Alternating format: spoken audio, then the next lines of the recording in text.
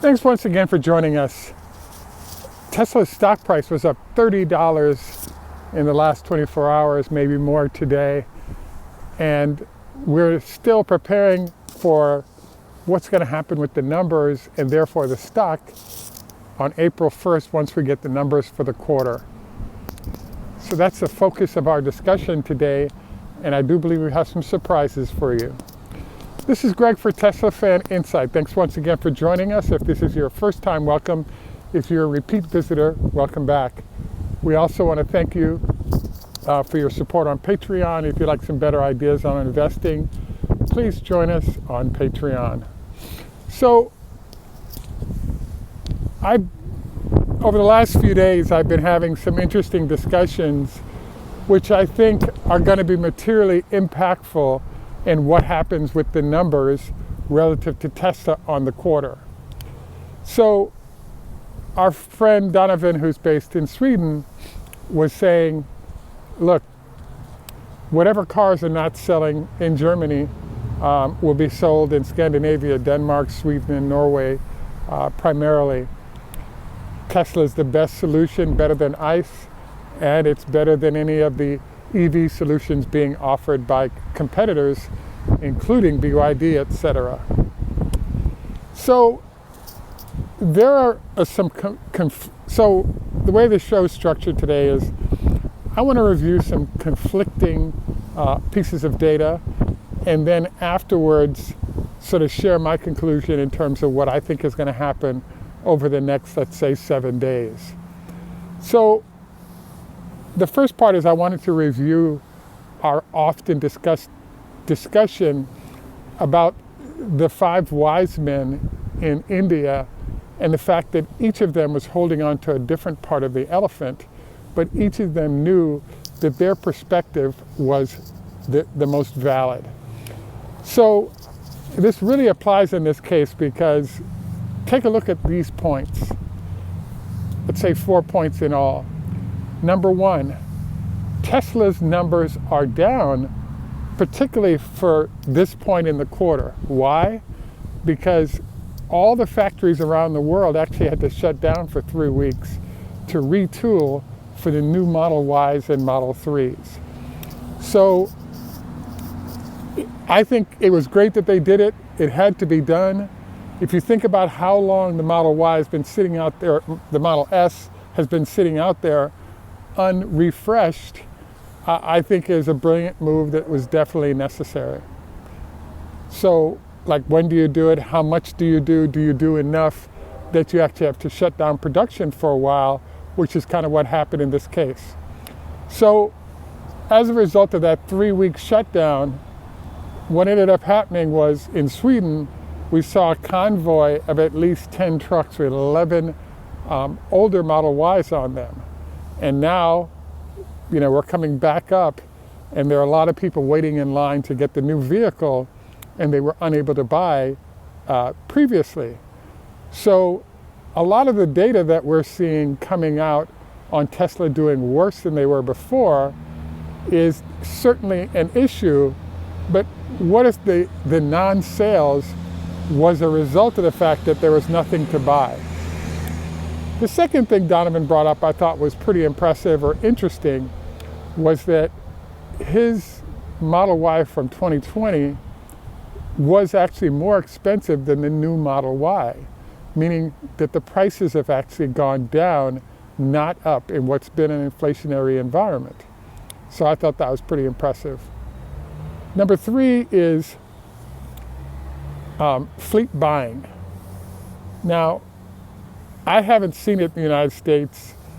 The only places perhaps might be police forces or something of that ilk, where you see 2 or 3 Teslas being purchased.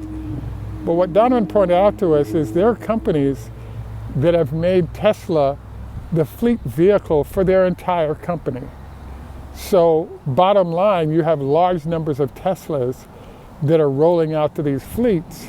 And if in fact they're rolling out these newer vehicles to those fleets as well, you now have buyers who might be upset by Elon's activities, but the stop buying option is kind of low for a whole bunch of reasons. Like, as you know, if you have 6 Teslas, so you might want to think about that if you live in an area with several Teslas in the neighborhood. If you have 6 Teslas, and this is as of 5 years ago, that are in somewhat of a community of cars, you now have the right to have a supercharger installed for those 6 Teslas or greater.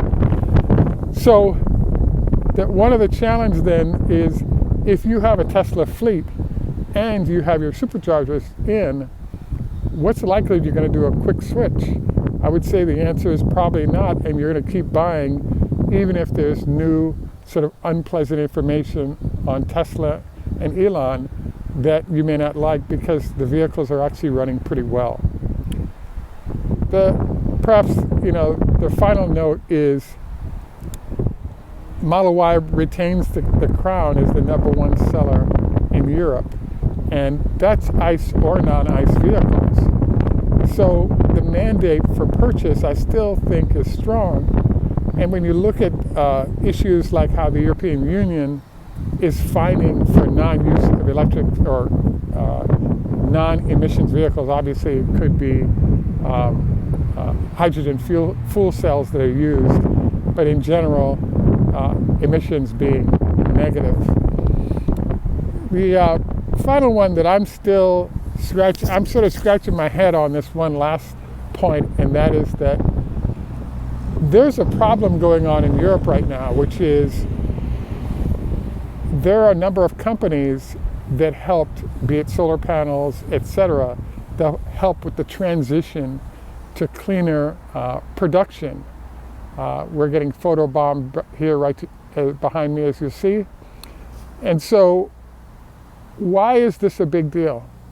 Well, it turns out that instead of there being a price that you're paying for electricity that keeps rolling forward, what if you have a number of days that keep expanding where the cost of electricity is going negative?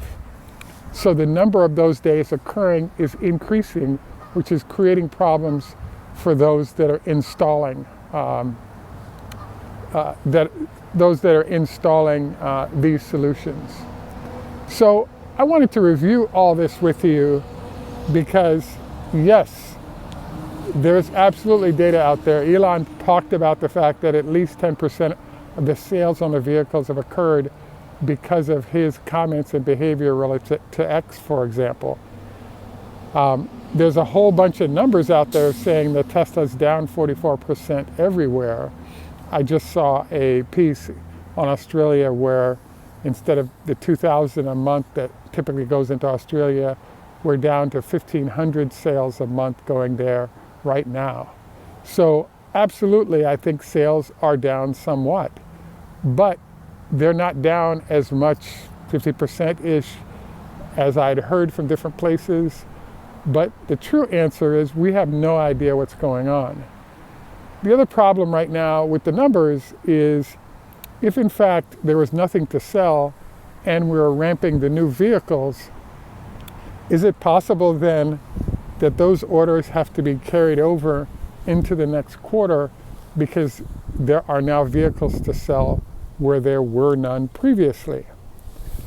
I guess the final note on the whole plus or minus thing is that in Sweden in particular, Tesla has chosen to go non-union, and the unions have been putting pressure on in terms of what they're doing at the dock and obviously protesting.